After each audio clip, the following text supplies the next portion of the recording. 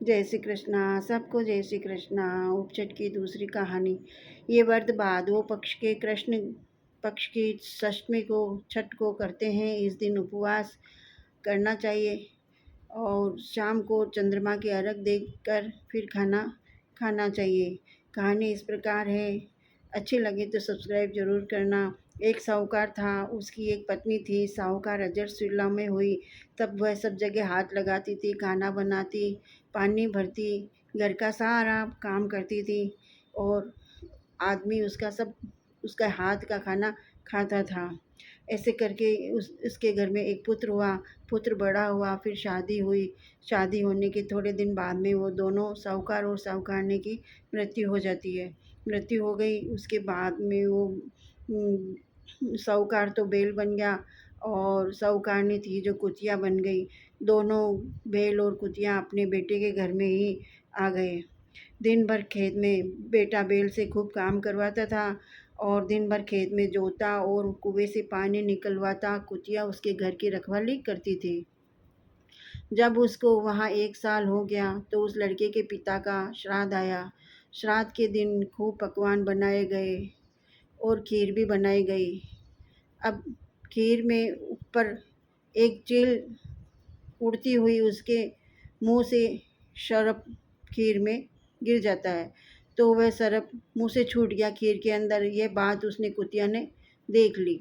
कुतिया सोचने लगी कि जो इस खीर को खाएगा वह मर जाएगा। अतः अब क्या करें। कुतिया ने उस खीर में मुंह दे दिया। जब लड़के की बहू ने देखा कि कुतिया ने उस खीर में मुंह दे दिया है तो वह डंडा लेकर कुतिया के पीछे भागी और उसकी पीठ में एक ऐसा डंडा मारा कि कुतिया की पीठ की हड्डी टूट गई। जब रात हुई तो कुतिया बैल के पास आई और बोली, आज तो तुम्हारा श्राद्ध था, तुम्हें तो खूब भोजन मिला होगा। बैल बोला, मुझे तो आज कुछ भी नहीं मिला, दिन भर खेत में ही काम पर लगा रहा। कुतिया बोली, आज श्राद्ध की खीर बनाई थी, उसमें चील ने सरप डाल दिया था।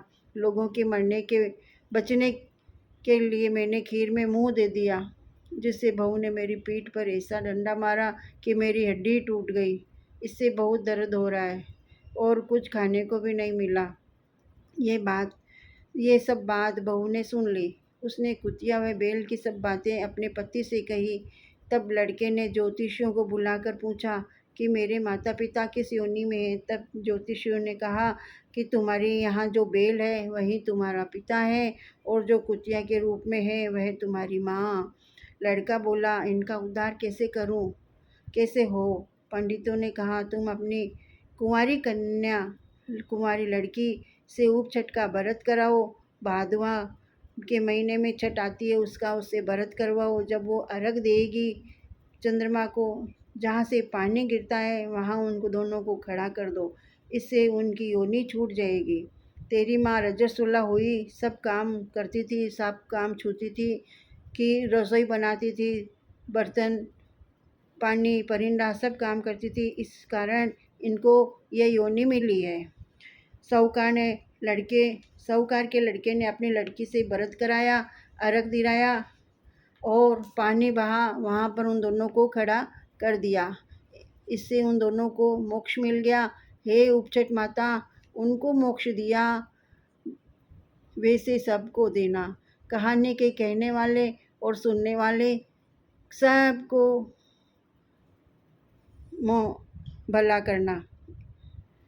बोल के उपछठ माता की जय।